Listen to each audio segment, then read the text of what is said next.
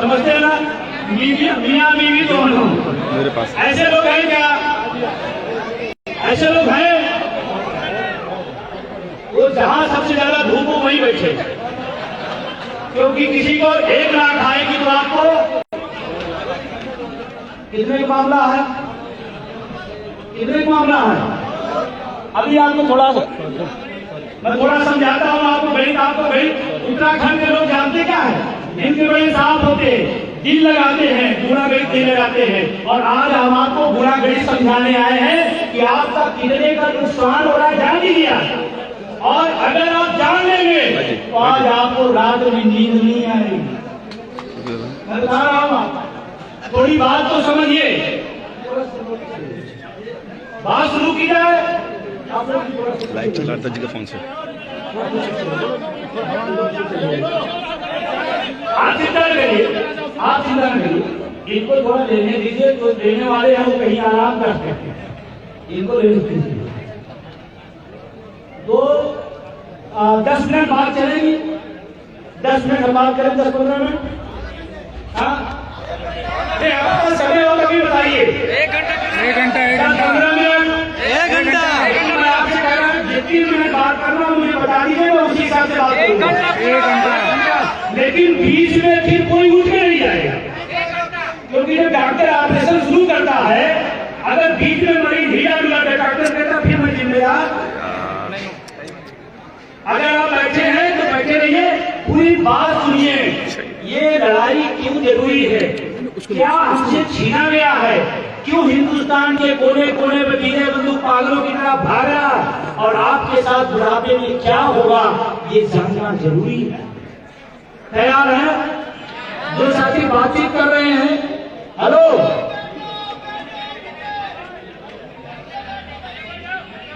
अब मेरी बात सुनिए, क्योंकि जानते हैं आपको, आपसे मिलने हम कहां से आए हैं, यहां से कितनी दूर है, और जहां से रहता हूं वहां लखनऊ से नहीं आया हूं, किसी और राज्य में था कि पैनूरी साहब जबरदस्ती हमको यहां करा दिए।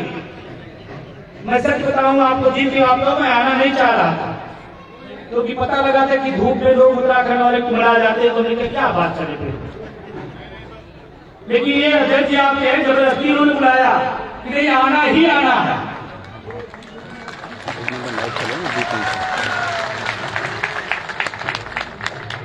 और मैं आपसे जरूर निवेदन करूंगा, तालियां जब भी बजाइए तो जम के बजाइए, या ना बजाइए, क्योंकि चुटुर पुटुर पिछले 15 साल बजाया गया, कुछ नहीं हुआ। बजाइए तो जम के बजाइए।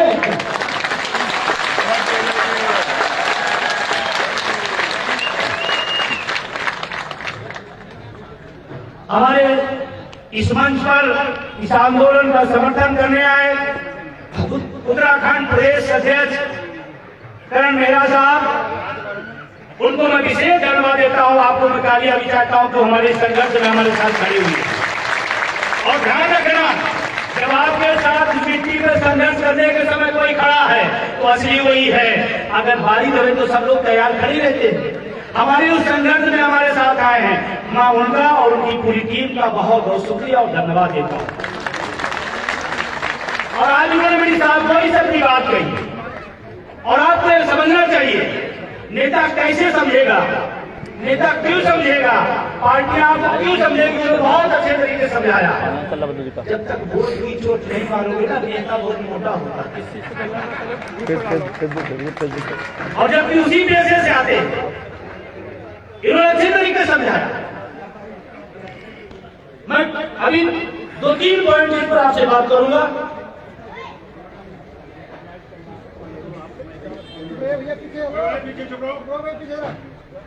पुरानी पेंशन कौन सी मिल रही है, कोई मिल रही है? विकास भाई कौन सी मिल रही है? नो पेंशन स्कीम, नई पेंशन मिल रही है। देखिए, हमारे और सरकार के बीच में लफड़ा यही है, समझिए बात को। वो हम कह रहे पुरानी, वो कह रहे नहीं। कह यार तुम पुरानी की बात क्यों कर रहे हो, दुनिया आगे बढ़ रही है, दुनिया नहीं चाह रही है, और आप पुरानी पुरानी चिल्ला रहे हो। वो कह रहे घर कौन से चाहिए, नया, मोबाइल कौन चाहिए, नया, गाड़ी कौन चाहिए, नया, कपड़ा कौन चाहिए, नया, तो पेंशन भी नया लो। उनका भी कर्म अपने हिसाब से सही है ना? लेकिन हमारा क्या तर्क है? नया 9 दिन, पुराना हमारा भी तर्क है। ना लोहार की, ना एक सुनार की, है ना? ये लड़ाई चल रही है, रस्साकसी चल रही है। तो कितने लोगों को नई पेंशन चाहिए? अभी तो लोग भूखे को खाएंगे हम। ये हम टेस्टिंग लेते हैं कि वो यही है कि नहीं है। बैठे यहाँ है, दिमाग ससुराल में है। यार संडे का दिन था यार, घर में शादी भी आने वाली थी। बैठे हमने कहा कितने को नई पेंशन चाहिए? हमारी सभा में होशो आवाज में बैठिएगा। मैं उत्तराखंड वाले अच्छी तरीके जानता हूँ, इसीलिए मैं अपनी बात शाम होने के पहले पूरी कर लूंगा। अच्छा आप लोग समझदार तो हैं, हमने कुछ कहा नहीं, आप सब समझ गए। तो मेरी मीटिंग में होशो आवाज करिए, मैं क्या कह रहा हूँ उसको समझिए। नई पेंशन किसको चाहिए? किसी को नहीं।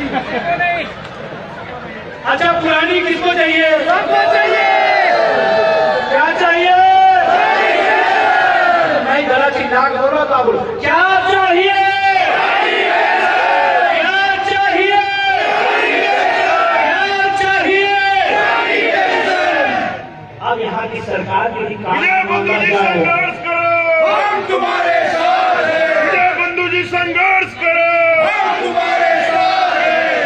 अब यहाँ की सरकार की भी काम में जाएगा कि आज श्रीनगर में इस तपती धूप के अंदर लोगों ने अपने हक की आवाज उठाई है, और धामी सरकार के पास भी जाएगी, क्योंकि एलआई को लोग यहाँ घूम रहे होंगे और मुझे वहां सूचना दिया जाएगा कि आज श्रीनगर के अंदर पुरानी पेंशन की हुंकार भरी गई है। ये एलआई को लोग बताएंगे।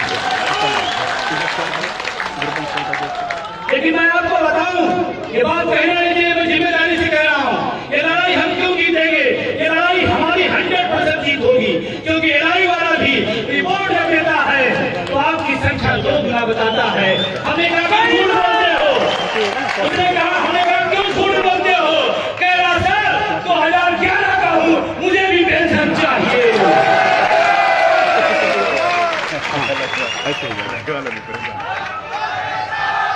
विजय बंधु संघर्ष करो, हम तुम्हारे साथ हैं। संघर्ष करो, हम तुम्हारे साथ हैं। हम तुम्हारे साथ हैं। अभी आपको मैं बताऊं, इसीलिए सरकार को मैं चेतावनी देता हूं और संकेत दे रहा हूं, आप पुरानी पेंशन बहाल कर दीजिएगा, नहीं तो मैं कह रहा हूं कि बहुत ज्यादा कोर्ट न होने पाए। किसी हिंदुस्तान में अगर कोई क्रांति होगी, अगला कोई विद्रोह होगा तो पेंशन का विद्रोह होगा। ये पुलिस के लोग जो खड़े हुए हैं, इनकी वर्दी का सवाल है, ये आपके साथ मंच पर नहीं आ सकते, लेकिन मैं आपको दिल से बता रहा हूं, अंदर वहां सभा में खड़े खड़े कहते हैं पहली बार कोई मेरी बात कर रहा है।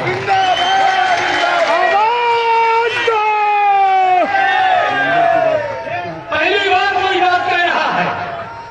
किसी सभा में जाते हैं तो उसको टेंशन होती है कितनी जल्दी सभा खत्म हो और हम अपने घरों पर जाएं, लेकिन आपकी सभा में पुलिस वाले कहते हैं बात तो यार मतलब की हो रही है और होनी चाहिए।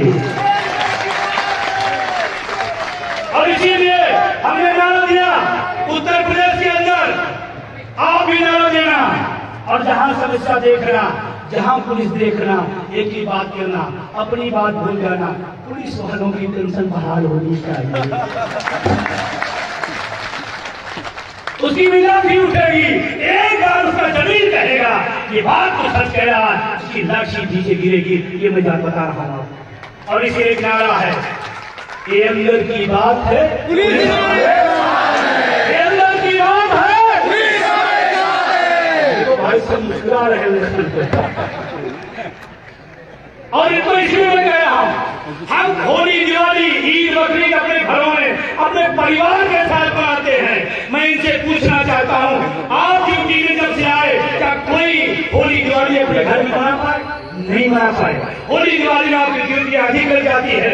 हम ऐसी व्यवस्था करना चाहते हैं, बुढ़ापे में अपने परिवार के साथ, पुरानी पेंशन के साथ, अपने परिवार के साथ होली और दिवाली मनाओ। इसको शेयर करो। इसलिए इस लड़ाई को हम जीतेंगे क्योंकि हमारे साथ जितनी शासन सरकार की व्यवस्था सब है। अभी मैं आ रहा था एयरपोर्ट पर मुझे मिले अर्धसैनिक बल, वो जानते हैं एयरपोर्ट पे जब कभी गए होंगे तो दोनों हाथ से खड़ा करा देते, मैं भी ऐसे खड़ा, वो सामने पता नहीं कौन सी मशीन लेकर के पास चेक कर रहे थे, मैं ऐसे हाथ किया था, वो चेक कर रहे थे, चेक किया उंगला कर रहे थे, लेकिन मेरे चेहरे को पढ़ रहे थे। और जब चेक करते चलते पेंशन वाले बंधु जी हम कहे हाँ, तो जानते हैं वो मशीन किनारे रखे और खड़े हुए और शुरू किए और उनका कष्ट लीजिए। कहा सर मैं गोली तो चला सकता हूँ लेकिन गोली तो बोल नहीं सकता हूँ, मैं सलूट करते इसलिए हूँ कि आप मेरी आवाज बने हो, उम्मीद जगी है हमें भी पेंशन मिलेगी। पुरानी पेंशन चाहिए तो चाहिए चाहिए। और उत्तराखंड ये तो सैनिक की भूमि है, ये तो सैनिकों की भूमि है। हर घर में हमारा साथी बॉर्डर पर जाता है लड़ने के लिए, देश सेवा के लिए। ये उत्तराखंड के हर घर की कहानी है। क्या सैनिकों को पेंशन नहीं मिलनी चाहिए? इस देश के सैनिकों को पेंशन, उसका एक पार्ट है अर्धसैनिक बल, अर्धसैनिक बलों को पेंशन खत्म कर दी गई है। क्या ये राष्ट्रवाद है? मैं पूछना चाहता हूँ आप सभी और सरकार से, अर्धसैनिक बलों को पुरानी पेंशन न देना ये कौन सा राष्ट्रवाद है? ये छद्मवाद है। ये कौन सा राष्ट्रवाद है? चार पेंशन देगा एसी में बैठा हुआ नेता, और हमारे उत्तराखंड का, हमारे चमोली का, श्रीनगर और पौड़ी का, हमारे गरीब किसान का बेटा सरहद पर देश के लिए जान देगा और उसको पेंशन नहीं मिलेगी। ये छद्म राष्ट्रवाद है। मैं लगातार पढ़ता हूँ। विजय कुमार बंधु जिंदाबाद जिंदाबाद जिंदाबाद। मैं चाहता हूँ हमें 2 दिन बाद पेंशन देना, मैं स्वीकार कर लूंगा, लेकिन इस देश के अर्धसैनिक बलों को तत्काल पुरानी पेंशन बहाल होनी चाहिए। विजय बंधु जिंदाबाद जिंदाबाद जिंदाबाद। आप इतनी हर तालियां अपने अर्धसैनिक बलों को बजा रहे हैं, जोरदार बजा, उनको जलेंगे, हमारी लड़ाई को जला।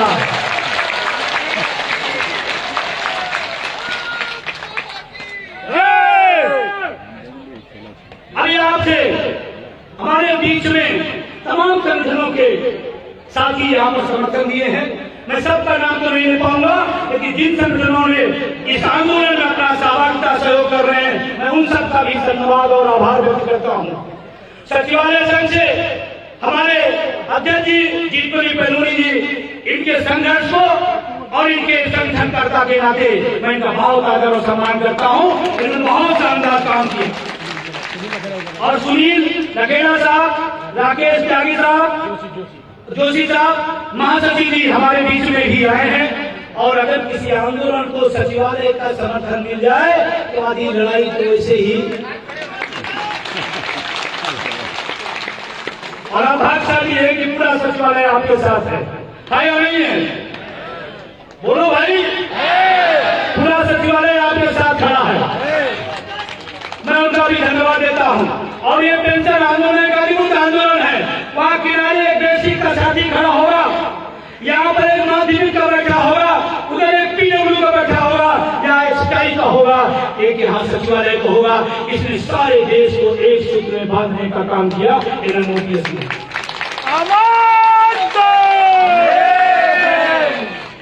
पुरानी पेंशन की मैं बात करूं, आपको मैं बताना चाहता हूं कि पुरानी पेंशन क्या है। बहुत विस्तार में जाऊंगा, एक लाइन में बताता हूं पुरानी पेंशन क्या है। हमारे बूढ़े माँ बाप की दवाई है, बोलिए, हमारे बूढ़े माँ बाप की दवाई है, हमारे बच्चे की पढ़ाई है, हमारे बच्चे की पढ़ाई है, हमारे बहन की राखी बंधवाई है, ये है पेंशन। ये स्कीम एनपीएस में 800, 1200, 1100, 2200, ये कोई पेंशन है? इससे ज्यादा तो वृद्धाश्रम वाला पेंशन आता है। सही है नहीं सही है? वृद्धाश्रम की जो पेंशन, और मजे की बात आप वृद्ध हो आप सरकारी कर्मचारी हैं। और आप सरकारी नहीं हो क्योंकि एनपीएस है, मतलब नहीं ना उधर। तो मैं आपसे कहना चाहता हूं जिसकी ताकत समझो, या कोई फोर्थ क्लास का व्यक्ति है, फोर्थ क्लास का, जो फोर्थ क्लास में नौकरी करता हो, कोई एक साल की हमारे बीच में हो, भाई आवाज नहीं करिए, फोर्थ क्लास का कोई व्यक्ति है, अरे भाई आपका सम्मान की बात कर रहा हूँ, कोई अपमान की बात नहीं कर रहा। कोई है साथी यहाँ, एक उदाहरण लेना देखिए, मैं आपसे पूछ रहा हूँ, कोई साथी फोर्थ क्लास में चपरासी के कोर्स पर किसी विभाग में हो, उसको मैं बुलाना चाह रहा हूँ अगर मेरे बीच में हो, इसमें शर्म की बात नहीं है। हम किसी पोस्ट में हैं, काम कर रहे हैं, देश के लिए काम कर रहे हैं, कोई नहीं है और नहीं है तो दुखद है। सबसे ज्यादा पेंशन की जरूरत उसी को है क्योंकि सबसे कम वेतन भोगी होता है, सबसे कम वेतन भोगी होता है, सबसे ज्यादा पेंशन की जरूरत उसका पे स्केल क्या होगा? 1900 रुपये।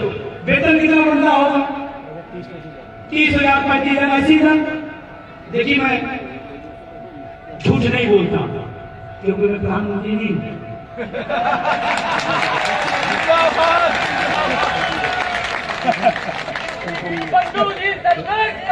हम तुम्हारे साथ हैं।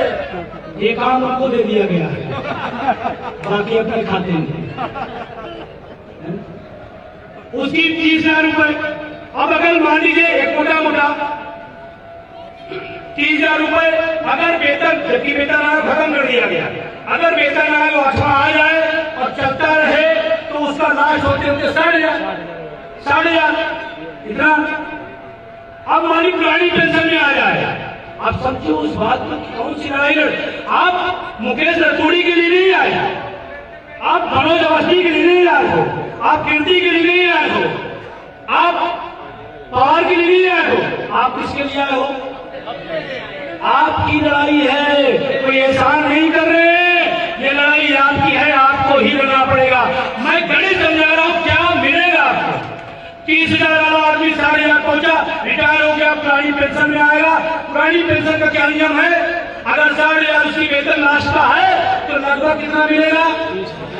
30,000 उसको महीने की पेंशन मिलेगी, पुरानी पेंशन मिलेगी। अब अगर मान लीजिए वो 60 साल तक 20 साल नौकरी किया तो लगभग उसकी पेंशन 30 साल हो गया तो 30,000 के हिसाब से 20 साल का कितना हो गया? एक साल में कितना हुआ? एक महीने की 30,000 तो साल भर का 3,60,000। और उसके बाद कम से कम उसको ग्रेजुटी मिलेगी। और अगर 3,60,000 मान ले और 20 साल जीता है तो कितना हुआ? 70-80 लाख के आसपास मोटा मोटा। अब मान लो 80 लाख रुपए उसको मिला 20 साल में एज ए पेंशन, और उसकी ग्रेजुटी अलग मिलेगी 20,000 लाख और 1 करोड़ का मामला है। कितने का मामला है? उत्तराखंड में ज्यादा धनी लोग हैं क्या? 1 करोड़ इन पर असर नहीं करता, ज्यादा संपन्न लोग हैं क्या? आपकी जो 4th क्लास में है उसकी अकेले की लड़ाई 1 करोड़ की है, 1 करोड़ की। जो लोग डबल नौकरी कर रहे हैं और जो उसके डबल वेतनमान पे हैं, कितने की लड़ाई है? कितने की?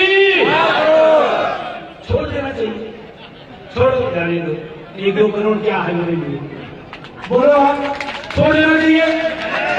लेकिन मैं ईमानदारी से पूछना चाहता हूँ, एक मिनट में मेरी बहन बैठी है, मेरी बहन है या कोई भी, हाँ आप मैडम आ जाए, एकदम सच्ची सच्ची बताइएगा। 1 मिनट अभी मैं बताता हूँ 1 करोड़ कितनी बड़ी चीज है, आपको समझ लिया? 1 करोड़ की लड़ाई है या नहीं है या नहीं है? अब आप नाराज न होइएगा, नहीं हमारी एयरपोर्ट बेचारी लेने गई, हम ही लेने गए, हमारी अपमान कर रहे हैं। एक उदाहरण दे रहे, सच्ची बोलिएगा। 1 करोड़ की लड़ाई इधर है, सोचिए। सब्जी लेने जाती है, सब्जी वाले से आप कहती हैं, क्या कहती हैं? टमाटर 30 रुपए में कहता, कहते नहीं वो तो 25 में दे रहा, सफेद झूठ। लेकिन हम कहते हैं, किसलिए कहते हैं कि 25 में दे दे, 5 रुपए मेरा बच जाएगा।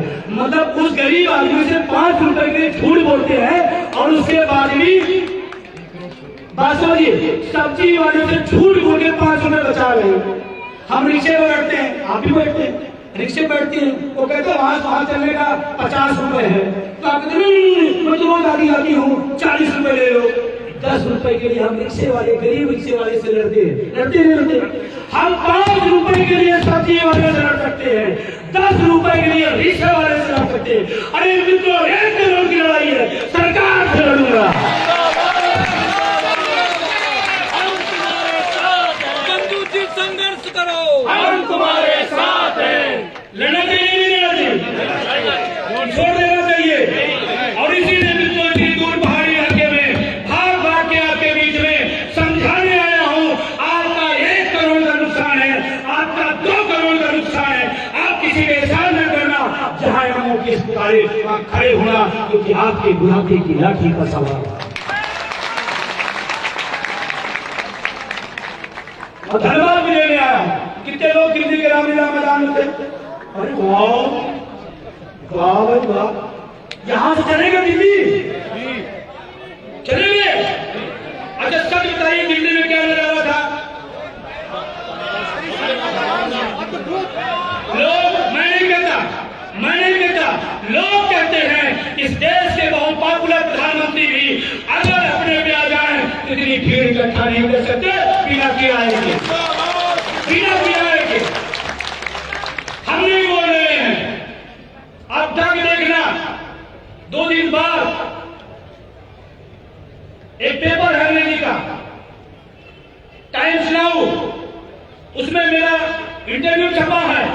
उस टाइम्स नाउ ने लिखा है, मैं नहीं कह रहा हूं, दिल्ली के रामलीला मैदान में 1 अक्टूबर को 2.2 मिलियन लोग दिल्ली में थे।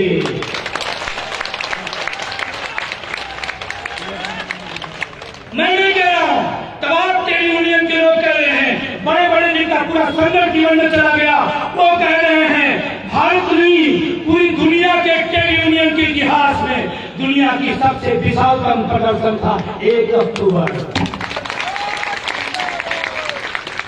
मैं आपको बधाई देने आया हूं कि उत्तराखंड के साथी दिल्ली आए। और आपको बताऊं, 1 अक्टूबर के बाद पहला धन्यवाद मैं आपको देने आया हूं। पहला कार्यक्रम है। एक बार बंधु जिंदाबाद, जिंदाबाद। तो आप अपनी ताकत को समझें, अपनी हैसियत को समझें, अपने उस हक को समझें, तो लड़ाई हम आगे बढ़ाएं। अब आपको मैं बताऊं रणनीति, बहुत लोग कहते हैं पता नहीं होगा कि नहीं होगा। अभी किसी को शक है क्या? अब किसी को शक है? पहले लोग कहते थे, करण साहब, पहले जो मैं निकला था 4 लोगों को लेकर इस आंदोलन को, लोग कहते थे ये नहीं हो सकता, पुरानी पेंशन इस देश में बहाल नहीं हो सकती। मैं थोड़ा दूसरे आदमी का हूँ, दूसरी सोच कर रखता हूँ। मेरे एक फार्मूला है, सोचो हट के, करो डट के। हमने कहा जिसको दुनिया करे नहीं होगा उसको करके दिखाने का नाम विजय कुमार बंधु होना चाहिए। और समझे, मैं विधायक के दौर में रहता था, 4 घंटे इंतजार करवाते थे। हम जाते थे अपनी बात कहने नेताओं से, वो सुनते नहीं थे। आज मुझे खुशी है हर मंच पर कोई खुशियन समर्थन में है, कोई दुखियन टेंशन में है। मुझे खुशी है, अभी 2 दिन पहले जहां से मैं आया हूं, राजस्थान से, मैं डाक आपके यहाँ राजस्थान से आया, राजस्थान के मुख्यमंत्री से मिला।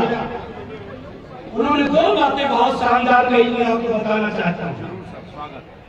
अभी यहां से मैं आपके पास आया, गालों से आपको धन्यवाद देता हूँ, सलूट देता हूँ। हिंदुस्तान का पहला मुख्यमंत्री जिन्होंने पुरानी पेंशन बहाल करने का काम किया, मैं सलूट करता हूँ, धन्यवाद देता हूँ। मैं जब पहुंचा उनके कमरे में मिलने के लिए, तो जानते हैं मैडम रुक जाइए, नाम कट जाएगा, फिर बाद में बेवजह पहलुओं को परेशान करेंगे कि मेरा नाम कट गया, पेंशन नहीं मिलेगी। तो आपको मैं बताते हुए, इसलिए ओपीएस में आप हो, गर्व करो। मैंने जब इस आंदोलन में तुलना करती कि नहीं हो सकता, मैं उनके कमरे में ठीक किया। वर्तमान मुख्यमंत्री गारों साहब जानते का बोले मिलते, ओपीएस जिंदाबाद, ओपीएस जिंदाबाद, वो तो बात बोले।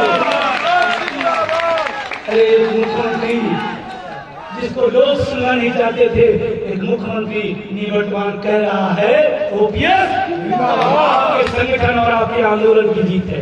और एक बात और कही जिसको मैं शेयर करना चाहता हूँ, उन्होंने कहा हमारी लड़ाई बहुत टफ है, हम राजस्थान में बिल्कुल हम एकदम फाइट टू फाइट कर रहे हैं, नेक टू नेक लड़ाई चल रही है। लेकिन मुझे बात कहने जा, लेकिन उन्होंने कहा एक करिश्मा हमने ऐसे राजस्थान में किया है, वो करिश्मा हमें दोबारा सत्ता में लेने जा रहा है और वो काम करेगा शिक्षक और कर्मचारी। और मैं राजस्थान के लोगों से कह के आया हूँ, चूकना नहीं, गलती नहीं करना, धर्म जाति भाषा क्षेत्र में नहीं पढ़ना, मुद्दे पे आ जाओ। जिसने तुम्हारा बुढ़ापा सुरक्षित किया है उसकी कुर्सी सुरक्षित करने की जिम्मेदारी तुम्हारी है। मैं इसलिए नहीं कांग्रेस को मोहब्बत करता हूँ, मैं इसलिए नहीं किसी पार्टी का प्रचार करने आ रहा हूँ, लेकिन मैं अपने मुद्दे का प्रति बहुत स्वार्थी आदमी हूँ। थोड़ी बात कह रहा हूँ, जो मेरे मुद्दे की बात करेगा हम उसी बात करेंगे। और आपको कह रहा हूं, आपके रिश्तेदार नातेदार जो होंगे राजस्थान, मध्य प्रदेश, छत्तीसगढ़, तेलंगाना, मिजोरम में, आपने फोन करिएगा कि मौसी, कि चाची, कि मामा, मेरे बुढ़ापे का सवाल है, एक बार मेरे कहने पर मेरे बुढ़ापे के लिए इधरी वोट देना है, कह देना, कह सकते हो। अब और लोग कहें मैं तो विचारधारा से बना हूं,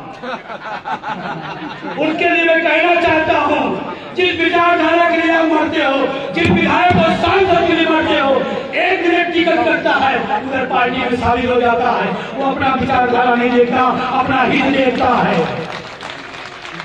छोड़ो विचारधारा, हमारी विचारधारा ओपीएस है, हमारा धर्म ओपीएस है, हमारी ड्यूटी ओपीएस है। क्या मैं गलत कह रहा हूं? क्या मैं गलत कह रहा हूं? नहीं। ध्यान रखना, बगल में हिमाचल है, 1770 रुपए पाने वाले चिंता राम चिंता में डूब गए थे। धन्यवाद सुखू साहब को ओपीएस के 36,850 रुपए। अब आपको मैं पूछना चाहता हूं, 1770 वाली सरकार या 36,000 वाली सरकार चाहिए, ये तय हुआ। कौन सरकार? मैं किसी पार्टी की बात नहीं कर रहा हूं, मैं तो कह रहा हूं हमें 1770 वाली सरकार नहीं चाहिए, हमें 36,000 वाली सरकार चाहिए। गलत कर रहा हूं? मैं धन्यवाद देना चाहता हूं बघेल साहब को भी, उन्होंने एक फैसला किया, उनको भी धन्यवाद देना चाहता हूं। और एक संकेत दे रहा हूं, और लालू साहब एक बड़ा काम कर रहे हैं जिसको आप समझ लो, जो हमारी पूरी राष्ट्रीय कार्यकारिणी चिंतित है कि राज्यों में पेंशन बहाल हुई, अगर पार्टी बदल गई तो हमारी पेंशन फिर चली जाएगी। और सच भी, अगर राजस्थान में पूरा भारतीय जनता पार्टी आ गई तो पहला काम जानते क्या करेगी? पता है? पहला काम एनपीएस लागू, पहला काम करेगी। लेकिन गहलोत साहब की सोच में जा देता हूं, उन्होंने कहा इस बार ला लो, मैं विधानसभा के अंदर ऐसा कानून बनाऊंगा चाहे जिसकी सरकार आएगी ओपीएस कभी नहीं खत्म होगी भैया। एक नई सोच, बंधु जी संघर्ष करो, हम तुम्हारे साथ हैं, बात समझ में आ रही है। और अगर राजस्थान वाले अगर दोबारा ला दिए, छत्तीसगढ़ वाले दोबारा ला दिए, अब मध्य प्रदेश में मामा की विदाई कर दिए,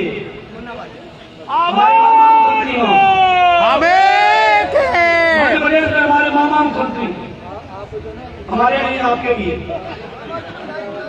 मामा मुख्यमंत्री, अगर मामा की विदाई हो गई और छत्तीसगढ़ और राजस्थान में ओपीएस वाली सरकार आ गई, मैं आपसे कह रहा हूं 24 का बहुत आसान अपनी लड़ाई हो जाएगी, बहुत आसान हो जाएगी। देश के लिए एक रास्ता खुल जाएगा, देश की सरकारों में पार्टियों में क्या जाएगा, अरे ये कर्मचारी जिसको चाहेगा उसी को बनाएगा बिगाड़ेगा। और 24 सामने है या नहीं है? राजस्थान संदेश क्या जाएगा, और सरकार पलटी रहती है, कर्मचारी ने ठोक कर द्वारा ला दिया तो कहेगा जो शिक्षक कर्मचारी चाहेगा वही होगा, हमारे लिए रास्ता आसान हो जाएगा। और रास्ता आसान होने के बाद जानते हैं रात 8 बजे परिवार दोनों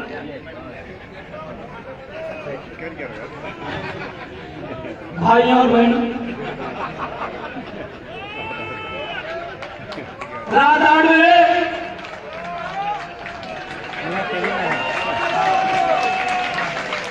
भाइयों और बहनों, जैसे कि मुझे पता चला है इस देश में एनपीएस जैसी व्यवस्था लागू की गई है जो मेरे रहते हुए मुमकिन नहीं है। मोदी का मोदी है तो मुमकिन है, ओपीएस किधर मुमकिन है अब बताओ। लेकिन मोदी जो होशियार है हमारे प्रधानमंत्री आदरणीय रात 8 बजे आएंगे और कहेंगे देश का जो 85 लाख शिक्षक कर्मचारी है ये दुख में है, पीड़ा में है, कोरोना काल में सबसे बचाने का काम ये शिक्षक कर्मचारी है मैंने हमारा किया। इसलिए जैसे किसान बिल हमने वापस लिया है ऐसे ही एनपीएस व्यवस्था भी हम ऐसा हो सकता है। 5 राज्यों के निर्णय पर हमारा बुढ़ापा टिका है और अगर ऐसा हो गया तो 24 की लड़ाई हमारी बहुत आसान हो जाएगी। आप उनकी क्या मदद कर सकते हैं? आप यहां से लिखो राजस्थान के साथियों चूकना नहीं, जाति धर्म में बंटना नहीं, वोट फारो केस का अभियान पर चलो। ये लिखो, सोशल मीडिया पर वायरल करो। आपके ऊपर निर्वाचन आयोग का कोई नियमावली लागू नहीं होती। अब आपसे जो महत्वपूर्ण बात करने आया वोट फारो केस जानते हैं नहीं जानते? वोट फार ओपीएस का अभियान है ना। वोट फार ओपीएस को ही अपना वोट। मान लीजिए आपके क्षेत्र में कोई आदमी ऐसा आ गया जो आपका जाति का आ गया, ध्यान रखना बुढ़ापे की जाति काम नहीं आएगी।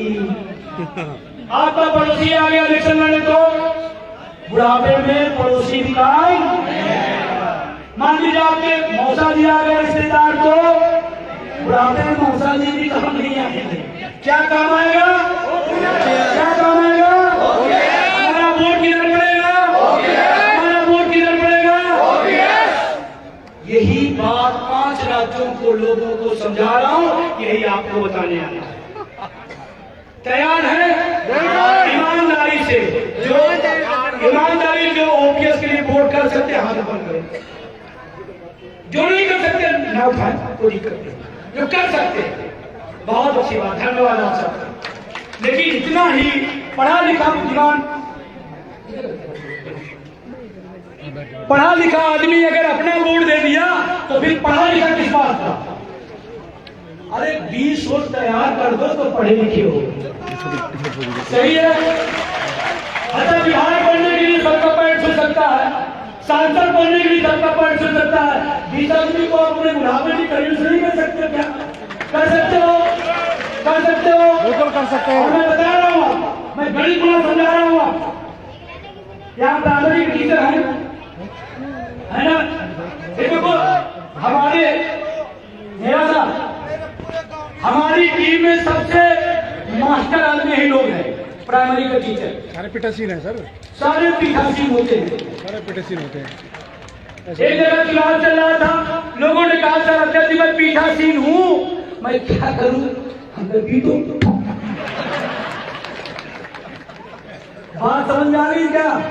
इशारा समझ में आ रहा है क्या? और उस दिन जानते हैं सांसद विधायक से ज्यादा हमारा प्राइमरी का मास्टर पावरफुल होता है, वही एक दिन होता है हमारा, सही है। और चाहने में जाने क्या सवाल, हम अपने घरों में 5 वोट है। हमने दिल्ली के रामलीला मैदान में बोला था कि हम पूरे देश में 1 करोड़ लोग हैं, हमारे घर में 5 वोट है, हम 5 करोड़ हुए। अगर 5 लोगों को और समझा दिए तो 10 करोड़ 19 में भाजपा सरकार 23 करोड़ में सरकार बनाएगी।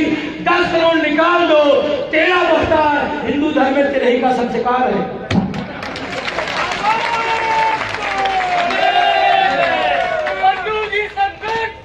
हम तुम्हारे साथ हैं। मैं आपको आपकी ताकत का एहसास कराने आया हूं।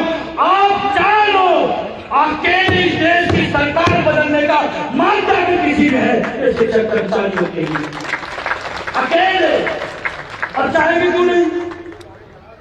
और आज भी 1 करोड़ का मुकेश उद्यमी साहब 1 करोड़ का सवाल। आज भी और कितने के सवाल है? 1 करोड़। जब जगमाए ध्यान रखना, जब जगमाया तो याद रखना कि विजय बंधु आए थे, कितने की बात बताए थे? 1 करोड़। जाति धर्म आए तो याद रखना 1 करोड़ की धर्म, ठीक है ना? अब आपको बता रहा हूँ, चाहूँ ना चाहूँगा, मुकेश साहब आप तो बड़े अफसर हैं, इंजीनियर हैं, आपको क्या पता जमीन का मामला? मैं बता रहा हूँ, प्राइमरी का मास्टर जब अपनी स्कूल से निकलता है 2 बजे, तो जो पहाड़ी इलाके में गुमटियां होती हैं, जहाँ एक दिन को चाय समोसा कौन सा खिलाया था? पवन के हाँ पवन कोई है दुकानदार, चाय और पकौड़ी। तो हमारा प्राइमरी मास्टर 2 बजे 3 बजे निकलता है स्कूल से, तो किसी गुमटी किसी मड़ई में चाय पीता है, और चाय पीते पीते अगर इसने कह दिया ये सरकार जा रही है, आ रही है, तो गांव में कहते हैं पढ़ाने का मास्टर है, सही बात है, सही है। जिंदाबाद जिंदाबाद। और इतना अगर हमने कर दिया तो 5 और तैयार हो गए। अब कर क्या दिए? करूंगा, क्या करूंगा? किसका सवाल है? किसका सवाल है? करूंगा, दिल खोल के करूंगा, ठोक के करूंगा। बाबा भीमराव अम्बेडकर साहब ने हमें वोट की ताकत दिया, जो हमारे पेट पर चोट मारेगा हम वोट की चोट मारेंगे। हम तुम्हारे साथ हैं। तैयार हैं? ये पढ़ा लिखा बड़ा काम का है, और नेता लोग डरते भी इसी से। हाँ? नेता वाले भाषण मार रहे ये कह रहे हैं कि बंधु जी संघर्ष को हम पर ऐसे हमारे जो कार्यकर्ता बेवकूफ बनाते हैं, संघर्ष आपसे करवाएंगे, ये करेंगे नहीं। यहाँ थोड़ा असहमत हूँ। आपकी नेता नगरी का है, आपका कार्यकर्ता झूठ बोल सकता है, मैं 20 लाख के आ रहा हूँ, मेरा वाला सही सही बोलता है। अगर इसने कहा कि बद्या जी चंपावत के सबूत पर 20 पक्का, तो मान लेना 30 पक्का। लेकिन झूठ बोलने वाली जमात नहीं है। सही है नहीं सही है? और उसका उदाहरण बता दूं, रामलीला का मैदान हुआ, हमने किसी किराया दिया, किसी को चाय पिलाया, किसी को बस दिया, किसी को छाता दिया, किसी को मजे को दिया। अरे लोग कहेंगे कि तुम संघर्ष करो, हम दिल्ली के रामलीला मैदान भरेंगे।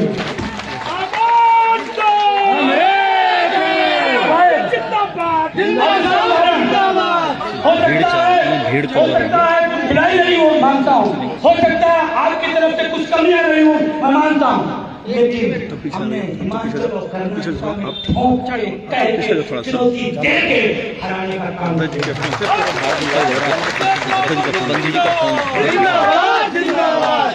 और ये बात इसलिए समझा रहा हूँ, कोई आप सोचो कि मैं किसी पार्टी का पक्षकार नहीं हूँ, मैं इसलिए समझा रहा हूँ, ये नेता मूर्ति खाल के होते हैं, इनको एक ही चीज से डर लगता है, वोट, और इसीलिए हमने वोट फाड़ दिया, चला दिया। मैं गया हिमाचल में, जयराम ठाकुर साहब हमारे ऊपर FIR कर दी है। शिमला में 2 मार्च को रैली किया, 1 लाख लोग शिमला में, 27-28 लोगों ने FIR, मेरा भी नाम था, मैं अकेला उत्तर प्रदेश से था। 27 लोग उत्तराखंड, अरे हिमाचल के। हमने दीवान से पूछा जब गया वहां समाज के लिए, हमने कहा भाई मेरा नाम क्यों, मैं तो चीफ गेस्ट हूँ, माली यहाँ का आग्रह, मैं तो मैं चीफ गेस्ट हूँ, कार्रवाई करना हो तो आयोजक को करिए, मुझे क्या लेना देना। तो दीवार ने कहा साहब 27 लोगों का नाम था। मुख्यमंत्री जी का फोन आया, हिमाचल के ठंडी वादियों में विजय बंधु OPS की गर्मी पैदा कर रहा है, इसका नाम जरूर डालो। मेरा नाम आ गया, मैं गया वहां थाने पर, आंड बांड भरना होता है, वहां भराया गया, भरा, मैंने दस्तखत किया, मैं थाने के अंदर मुलजिम था, लेकिन मैं तुमको बताना उस आंदोलन की ताकत, उस थाने में 56 लोग स्टाफ थे, 37 लोग उसमें MPS के थे, सबके लोग खाना खाली करके बाहर आके मुझे गले में माला डाल रहे थे और कह रहे थे विजय बंधु मेरी मजबूरी है, मैं सीट पे बैठा था, आपका नाम लिखना नहीं चाहता था, लिख दिया, लेकिन मैं आपको माला इसलिए डालने वाला हूँ क्योंकि मेरी भी बुढ़ापे की लड़ाई मुख्यमंत्री नहीं आप कर रहे हो। और बाहर आकर के हमारे वहां हिमाचल की टीम के लोगों ने, दरोगा ने, सिपाही ने खुशी खुशी जेब से निकाला और चुपके चुपके दे दिया सहयोग की भैया मैं ये कर सकता हूँ, मैं करूंगा। यहाँ भी जो लोग खड़े हैं समझ सकते हैं सारा। आप जो कर सकते हो ना करो, जो कर सकते हो करो, हम लड़ेंगे। और चले जाना आप सब लोग, एक नई कैंपेनिंग शुरू करना, हर थाने पर अपने हर चौकी पे जाना और बताना कि आपकी वर्दी का सवाल है, इसलिए हम आगे खड़े हैं, आप हमारा सहयोग करिए। हर चौकी हर थाने से आपको सहयोग मिलेगा। मैंने दिल्ली के अंदर किया, वो सफल रहा। और मैं धन्यवाद देता हूँ सुखो साहब को, वो जो फर्जी केस मेरे ऊपर लागे गए थे, मेरे साथियों को लागे गए, मैं शुक्रिया अदा करता हूँ, सारे केस उन्होंने वापस किए। उसे धामी साहब केस नहीं करेंगे क्योंकि लखनऊ यूनिवर्सिटी के छात्र हैं, तो थोड़ा लिहाज तो करेंगे। और अभी उन्होंने एक निर्णय लिया है, मैं उनको बधाई देता हूँ। विज्ञापन का नियुक्ति का जो मैटर था, एक पेज फंसा था, उसमें बहुत सारे साथियों का मामला फंसा था। उन्होंने डिसीजन लिया, भले ही 1 अक्टूबर की डर से लिया, लेकिन उनको धन्यवाद देता हूँ, उनको बधाई देता हूँ। लेकिन मैं आधा अधूरा नहीं चाहता, इनको मिल जाए पेंशन, इनको ना मिले। मैं चाहता हूँ उस देश के एक एक शिक्षक कर्मचारी अधिकारी को पुरानी पेंशन मिलनी चाहिए, तब तक लड़ाई जारी रहेगी। लास्ट बात, आप जल्दी में हैं? नहीं, कोई जल्दी में नहीं है। हमें सबसे ज्यादा दूर जाना है, 1 घंटा और सबसे ज्यादा दूर जाना है। मैं जल्दी में आपसे वादा हूँ, लेकिन बात बहुत महत्वपूर्ण है। अब आपको करना क्या, आप आए ताली बजाए, सब भाषण दिया और मुकेश साहब और साहब ने अच्छा काम किया, सब लोगों ने शानदार किया। अब आपको जाके करना क्या है? नीचे से एक विषय उसको बता दूं, उसके बाद फिर वो मंत्र बताऊंगा। जिस मंच से 2034 के पहले पहले पेंशन बहाल हो सकती है, जानना चाहेंगे सभी लोग की? कुछ लोग, सब लोग कि अभी यही बताऊं? छोड़ो जाने वाली नहीं बताना है। हमें पेंशन नहीं मिल रही है, लेकिन एक जो सवाल वर्तमान में है, ये सरकारी संस्थाओं का निजीकरण कर रही है। हर विभाग पर सब खत्म, सारा कुछ प्राइवेटेशन। और अभी किसी ने बहुत अच्छी कविता गई, मैं उनको धन्यवाद देना चाहता हूँ। बहुत अच्छी कविता आपकी थी, एक बार इनके लिए जोर जाता है। बहुत अच्छी कविता है, बहुत पूरा मन उतार दिया कि जो हमको कहने नहीं चाहिए वो सब सरकारी में चलते हैं सब। अब उनको गाड़ी सरकारी चाहिए, बंगला सरकारी चाहिए, सिक्योरिटी गार्ड सरकारी चाहिए, आवास आना जाना पैखाना सब सरकारी चाहिए, लेकिन सरकारी व्यवस्था नहीं चाहिए। बहुत दुखद है। हम लोग गरीब घरों से आते हैं, किसान मजदूर के बेटे हैं। हमारे पास एक ही ताकत है, शिक्षा, उसके बाद नौकरी। सही है? अगर शिक्षा महंगी हो गई, हम गरीब लोग नहीं पढ़ पाएंगे। या ज्यादातर लोग सरकारी स्कूल में पढ़ के आए हैं, पढ़े नहीं पढ़े? कहाँ से? हम उन्हीं घरों से आते हैं। अब सरकारी शिक्षा खत्म हो जाएगी, प्राइवेट शिक्षा कर दिया जाएगा, हम तो नौकरी पा गए, हमने तो पढ़ाई की, हमारा बच्चा वंचित हो जाएगा। ये निजीकरण के खिलाफ भी आपको खड़ा होना पड़ेगा। और आप अगर निजीकरण का विरोध नहीं करते, इसका मतलब अपने बच्चे के भविष्य के साथ आप खुद कुठाराघात कर रहे हैं। निजीकरण का बहुत बड़ा सवाल है। अगर पेंशन मिल भी जाती है और सारी व्यवस्था निजीकरण कर दी जाती है, तो मिले न मिले कोई फायदा नहीं। इसीलिए हमारा नारा रहता है, पता नहीं लिखा नहीं लिखा, एनपीएस निजीकरण भारत छोड़ो। एनपीएस निजीकरण भारत छोड़ो। प्राइवेटाइजेशन बड़े लोगों के लिए हो सकता है फायदेमंद, लेकिन हमारे जैसे लोगों के लिए नहीं है। इसलिए आज आपको करना क्या है, आपको घर घर जाना है। पहला काम, तो टीचर हूं तो होमवर्क तो बिना होमवर्क कैसे काम करो? बहुत छोटा छोटा होमवर्क। मोबाइल आप लोग आपके पास है और कांग्रेस पार्टी के प्रदेश अध्यक्ष बैठे हैं, मैं इनसे भी कहना चाहता हूँ, थोड़ा ढंग से आपने काम किया, समर्थन किया, मैं धन्यवाद देता हूँ, लेकिन जिस ढंग से इस मुद्दे को आपको और तगड़े से और ताकत के साथ खड़ा करना चाहिए, उसको खड़ा करें। मैं आपसे निवेदन कर रहा हूँ, अगर आपने वो कर दिया तो मैं बात को समझिए, ये जो वर्ग बैठा है ना, ये बड़े काम का है, संख्या में थोड़ा जरूर होता है। शिक्षक कर्मचारी के साथ जानती क्या समस्या आती है? मोबाइल में रखा।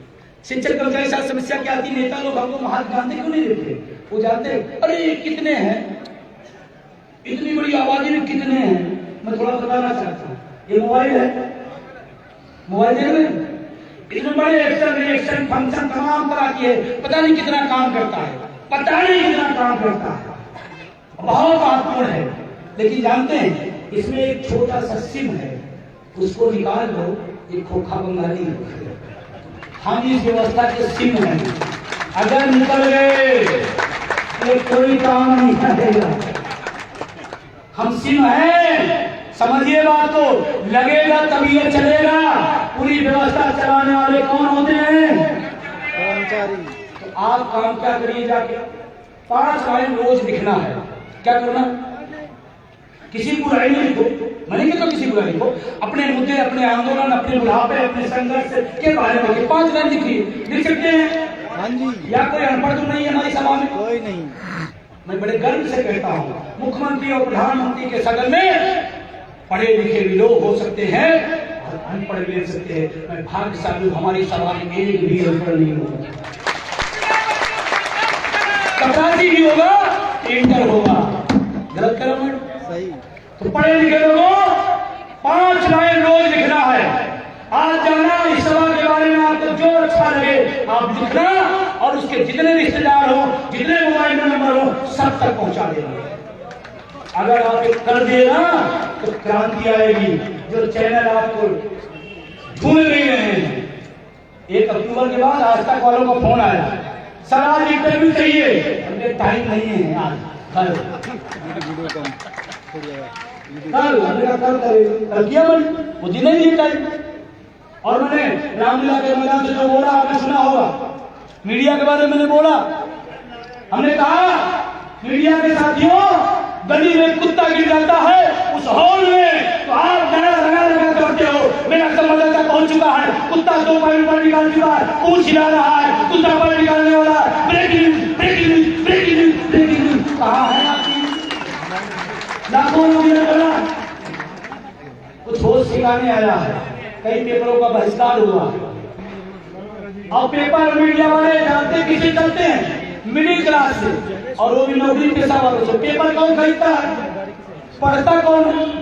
न ऊपर वाला समय है, न नीचे वाले का पैसा है। हम ही आपके व्यापार को चलाते हैं। मीडिया के साथी ध्यान रखिए, जिन दिनों सीट निकाल दूंगा सारा खर्च हो जाएगा आपका साम्राज्य। 5 लाइन लिख सकते हैं लोग। हाँ, बहन जी आप नाराज हैं क्या? बिल्कुल लिख सकते हैं। नहीं लिखेगी तो कितना जाएगा? समझना कि अब उत्तराखंड वाले पूरी तरह समझ गए हैं, अब पूरा समझ गए हैं कि मामला 5 लाइन लिखना, और जिस दिन नहीं लिखे समझो कि जा रहा है। 5 लाइन, 5 लोगों को रोज फोन करना है, 5 लोगों को फोन करना। हेलो मौसी, नैनीताल से मौसम कैसा है? लेकिन अब की बुढ़ापे की लाठी में कुछ काम कर रहे हैं, उसी तरफ चलना है। मौसी कहीं ठीक है बेटा, जैसा कहे वैसा। 5 लोगों को रोज फोन करिए। आपकी औकात हिंदुस्तान की राजनीति में आने वाले, मैं उसको समझा रहा हूं। 5 लोगों को फोन करिए और 2 लोगों में रोज घर जाइए और समझाइए ये लड़ाई हमारी सिर्फ पेंशन की नहीं है। आपका बेटा नौकरी की तलाश में है, नौकरियां खत्म हो रही है, एनएमओपीएस की लड़ाई लड़ रहा है, आपके बच्चे की लड़ाई, आप साथ हो, वो आदमी साथ देगा। 2 लोगों के घर चले जाइए और चाय उनका पीजिए, समय उनका लीजिए, विजन उनको बताइए, और ओपीएस में तैयार कर दीजिए। अगर आपने कर दिया और वांछित परिणाम ला दिया तो हिंदुस्तान की राजनीति में मुद्दा आधारित राजनीति होगा। और सबसे पहले अगर किसी पार्टी, किसी नेता लोग सबसे पहले किसी ढूंढेंगे तो किसी कर्मचारी का घर, किसी टीचर का घर ढूंढेंगे। इनको मिलाए रखना जरूरी है। और मैं चाहता हूँ, लास्ट बात, मैं चाहता हूँ देश में मुद्दों की राजनीति को, मैं चाहता हूँ मुद्दों की राजनीति हो। मुद्दा क्या है? सामाजिक सुरक्षा, पुरानी पेंशन। मुद्दा क्या है? रोजगार। मुद्दा क्या है? शिक्षा। मुद्दा क्या है? चिकित्सा। इस पर बात होनी चाहिए। एक मीडिया ने कहा आप राजनीति कर रहे, हमने कहा सामाजिक सुरक्षा पर राजनीति करना बुरी बात है। हिंदू मुस्लिम पर राजनीति करना अच्छी बात है, और चिकित्सा शिक्षा की बात हो वो बुरी बात कैसे होती है? और एक और परिभाषा बदल दिया, अरे मास्टर राजनीति करता है, अरे ठेले वाला राजनीति करेगा, पढ़ा लिखा आदमी राजनीति नहीं करेगा। अच्छी कहानी बताओ, आगे भाषा पलटेगा, ये पढ़ा लिखा तय करेगा इस देश की की राजनीति, राजनेता, राजनीतिक दल मुद्दों पर आए। ये आपकी ड्यूटी है, आपकी जिम्मेदारी है। हम मुद्दे कराएंगे जिस दिन आप मुद्दों पर वोट देना सीखें, उसी दिन मुद्दे पर राजनीति किया जाएगी। अभी नेता क्या कहता है, अच्छी सड़क बनवा दो, वोट नहीं मिले। पुरानी पेंशन लागू कर दो। अगर राजस्थान हार गया, जानते क्या होता है? राजस्थान हार गया तो आपका मुद्दा हार जाएगा। लोग विश्वास नहीं करेंगे शिक्षकों कर्मचारियों पर, या देने के बाद भी ये वही हिंदू मुस्लिम पड़े। तो मेरा निवेदन है, आप सब अपने घरों में जाइए, रोज 2 आदमी से संपर्क करिए और अपना वोट फॉर ओपीएस अभियान जारी रखिए। क्या कर सकते हैं? कर सकते हैं। कर सकते हैं। आप सबको बहुत बहुत शुक्रिया, बहुत बहुत धन्यवाद। लेकिन अभी जाइएगा नहीं। इसके बाद राष्ट्रीय कार्यक्रम क्या लगा रहे हैं? कार्यक्रम उसका तय कर दिया, घोषणा करवा दी है। मैं कार्यक्रम लगेंगे, कार्यक्रम बता रहा हूं। ये कार्यक्रम नहीं चलेगा। वो कार्यकारिणी का, प्रदेश कार्यकारिणी का अभी जो मैंने आपको टास्क दिया है उस काम को करिए, और अभी इस आंदोलन को घर घर कर ले जाइए, जन जन कर ले जाइए, हर जिले, हर बड़ा, हर तालुका तक ले जाइए और वहां तक समझाइए इस काम को आपको करना है। इस काम को आपको करना पड़ेगा। आपने मुझे सुना, इतना सम्मान दिया, इतनी इज्जत दिया, आप सबको बहुत बहुत शुक्रिया, बहुत बहुत धन्यवाद। लेकिन अभी आप करेंगे जो संचालक महोदय कार्यक्रम को व्यवस्थित रूप से आपको समापन करेंगे। हाँ, एक चीज में 1 सेकंड, ये अवस्थी जी है, हमारे मीडिया प्रभारी है, इन्होंने एक अच्छा गीत गाया है। इसी गीत को आप 1 मिनट के लिए सुन लेंगे। बहुत अच्छा, इन्होंने बहुत अच्छा एक प्रयास किया है।